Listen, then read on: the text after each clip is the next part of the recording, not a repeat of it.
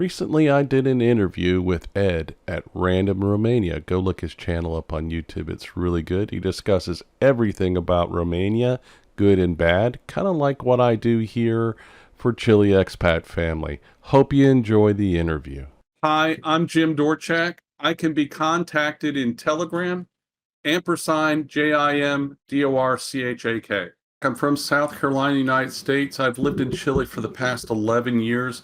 Part of that is I provide services here, relocation services for people interested in moving to Chile. Primarily, that group is Chile Expat Family chat group in Telegram. It's about 130 members. It's a private paid subscription group. In that group, I have a team of Chileans who help assist me to give you good, accurate information about Chile so that you can make an adult informed decision. I'm not here to convince you to move here. I'm here to help you make that decision. My name's Ed, as you know, and I have a channel called Random Romania.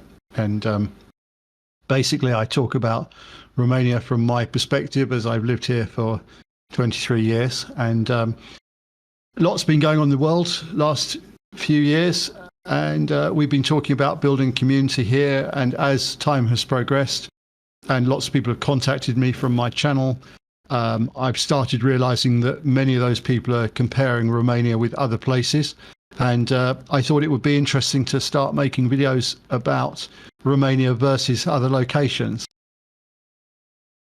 So we'll start off then, if you're okay, with growing your own food. Now, tell me a bit about what it's like to grow your food there. Particularly what I'm interested in is the climate and any rules and regulations and what you can and can't do. For us in Chile, we have a homestead perspective, which I think that's an American term. Ed, I could be wrong, but basically our goal is to grow all our own food. There's no restrictions on what we can grow here in Chile. There is no government interference with us at all, no licensing, no permitting, no fees. With a few exceptions, potatoes, they're very particular. You have to have a permit to grow potatoes because it's one of the major crops here in Chile. And they supply seed potatoes to the rest of the world. In the case of that potato famine thing, which they did before, they provided that for Ireland. So we have no restrictions on our growing other than our season. And we're in a temperate rainforest, which means it's cool. We have like 4 or 5, maybe 10 frosts a year at most, and in our winters. So greenhouse is necessary for some items, but a lot of our I think they're called brassicas. I'm not the gardener, Lori is, like your cabbages, celery, spinach, acelga, all those, we can grow that year round. And what about keeping animals? Right now, our only limitation to keeping animals is the limitation of the size of our property.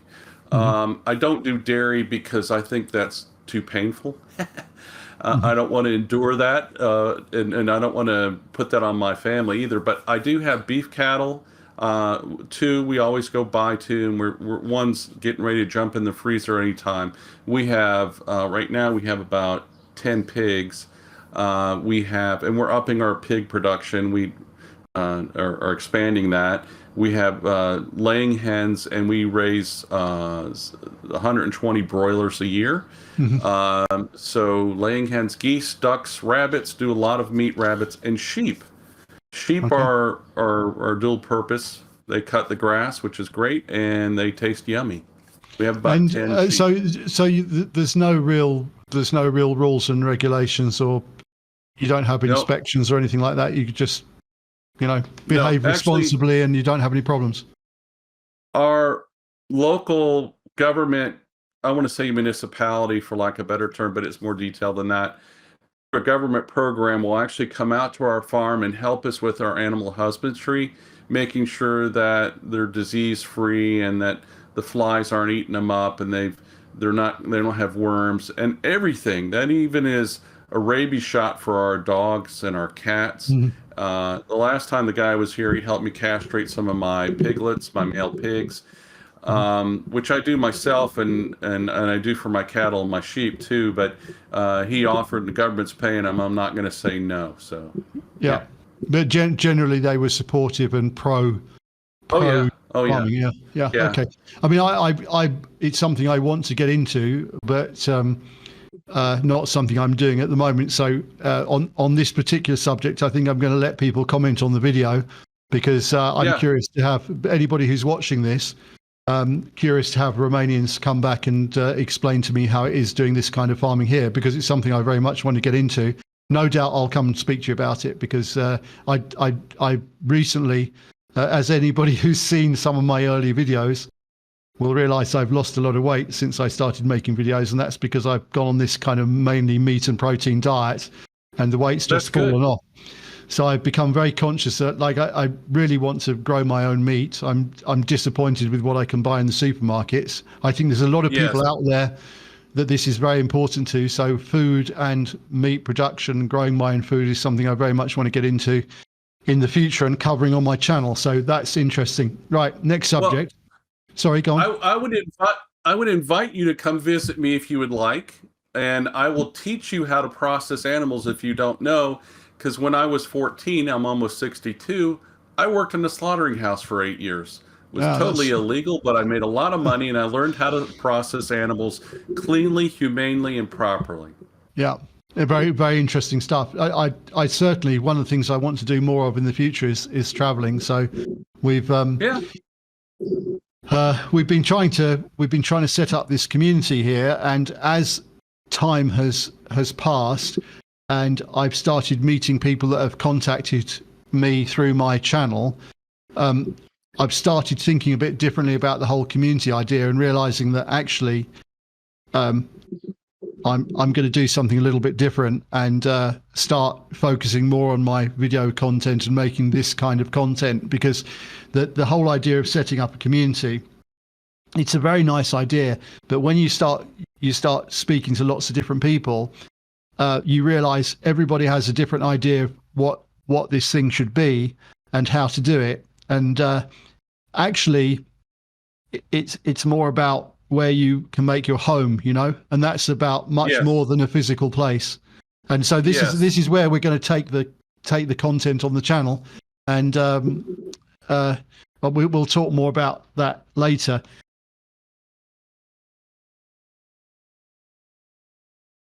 So the next question, this is always something that comes up, because many people are coming from the Western world to Romania, who visited Romania. They love Romania because it's so safe here. They say, I feel so safe here. There's very little crime. I can trust, like, I can leave my kids outside without any worries and this kind of stuff. This is true for the vast majority of Romania. There may be a few places in some cities. There may be some few places in the countryside, but the vast majority of Romania, compared with Western countries, is very, very safe. And everybody who lives here says that. All my other Americans and English people I know, they all say the same thing. They just feel very safe here. So I'm curious to know how safe it is there, and how are the police dealing with any kind of violent crime or serious crime, that kind of stuff. In Chile, there's two sayings that they have that really explain the perspective of safety in Chile. First of all, there's only one police service in the whole country. They have, and that's called the Carabineros. And the Carabineros are the national police. So you don't have a city, county, state police. You only have the Carabineros, and you have the investigative police department, which is like the FBI. Mm-hmm. And there's a saying about those police that if you want to see what it looks like underneath the jail, try to bribe a Carabinero. Every year they put an example of some gringo that tried to bribe a Carabinero in the national news, and they make him do the perp walk. There's another saying as far as safety goes for families. Kindergarten children take the bus home from school, the public bus, on their own. Mm-hmm. Do you know why? Because they can. Yeah. And it's safe. In Chile, there's very little crime. Chileans are not violent people at all. The last murder that happened within a 30 to 45 minute drive around circumference from my house is over 2 years ago. The Hmm. little town I live near has never had a murder in recorded history. That's a long time. Hmm. There are people that die, there are accidents, yes, there's things like that, but there's very few crimes Hmm. of people shooting people or stabbing or whatever. There's there now. If you go to Santiago, they have plenty of crime and they'll be happy to give it to you. That's the Hmm. big city. That's almost 13 hours, 12 hours from where I live. Just stay away from any city. I'm not a city boy to begin with, but I know that's where you can find crime, is where the people are packed in. Okay. Well, I mean, I can say about Romania that my experience here has been very good on that front. It feels very safe, and I think it's like a lot of Romanians who I've come across that who live in other countries look back very fondly at their childhoods in Romania. You know, because there was Yeah. something wholesome about it that seemed to have gone in the West to some extent. Right. Okay. Next question is, what's the deal with immigration in terms if someone wants to move there from a Western country, say from Europe, and they want to get a driving license? I ask about the driving license because you mentioned it when we spoke before, and Yeah. driving licenses are kind of important to people who want to live out in the countryside. Immigration in Chile is a process of getting all your documents together and have them stamped and apostilled, and presenting them with an application to the Chilean government. When I came here in 2013, I sat across the desk from a lady, and that's how I did my immigration paperwork. Now it's all done online. And there's been a huge influx from the United Nations into Chile of refugees from other South American, Latin American countries. And because of that, we don't recommend anybody try to do it on their own anymore, because anybody go to bat for you, okay? So um, basically, the root of it is they will never tell you this, but the Chilean government wants to make sure that you're not going to be a financial burden on the social system of Chile. In other Hmm. words, you have enough money to support yourself. Hmm. Keep in mind, if you live in the city, it's more expensive to support yourself than if you live in the countryside, which they Hmm. call the campo. In relation to the driver's license in Chile, you can come here as a tourist on your US or European or wherever driver's license, as long as it's current Hmm. and you carry your passport with you at all times. All Yes. Chileans must have their national ID on them at all times. It's a Chilean So, government so, rule. so, wait a second. So I can drive there on my European driving license if I carry my passport with me. Correct. Yeah. So Until if I want until to you get move, your residency. sorry. Until you get your residency. Okay. And when I get my residency, then how easy is it for me to get a driving license, a local one, or can I just keep my other one? Okay, so they like to make it stupid. This is a Right. stupid bureaucratic thing. And this is how they do that. European universities and the US universities will not recognize the Chilean education system and vice versa. Hmm. So we're not going to recognize that Ed has his college or high school diploma. And so we're going to make you take the 8th grade equivalency test in Spanish. Hmm. It doesn't cost anything. It's just a bureaucratic pain in the neck. So you take that exam, and they let you cheat on the exam, which Chileans are really big on cheating on exams. Hmm. And you pass that exam, and then you go take your driving test here in Chile, which costs about $40, $35. And that involves a written exam on a computer, and it's in English or Hmm. Spanish. Hmm. After that, you have a physical competency test to make sure you're not old and blind and can't hear. They check your eyes, your reaction time. And then if you pass all that, which are not too hard, don't study for the test. Don't answer the questions what's logical, because you won't pass. And they Hmm. have some example questions. But anyhow, and after that, you take the actual driving test with the instructor or the test giver guy, and boom, you have your license. It lasts for about 5 years. I actually have my license right now. What's the pain in the neck side is the 8th grade equivalency exam. You can actually take your iPhone in there, or your smartphone, and translate all the Spanish, or even look up the answers online. They don't care. But in some areas, it's only offered once or twice a year. It's a bottleneck. If I come here with my UK driving license, I can just exchange it for a Romanian one. Job done. You know, that's it. Simple as that. That makes sense. Well, I had why some. wouldn't they let you do that if they let you come here to begin with and drive on your license? Like, that's not good enough. I mean, now you have to go through the whole testy bullshit. Yeah, so that's actually quite a big deal for a lot of people, you know, because like if you're living in the countryside, not everybody can afford a driver. Because you know, so yeah, that's interesting. Okay, next. I will say that in Chile, they do have a lot of Chileans who refuse to go take the test.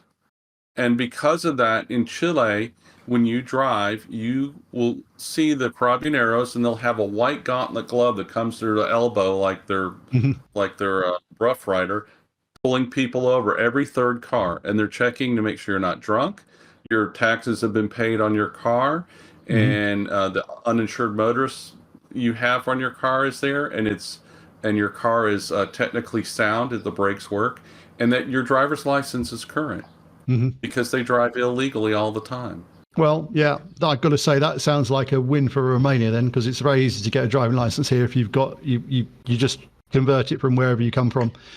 For most countries, I believe that's true. Okay, next subject is tax on business.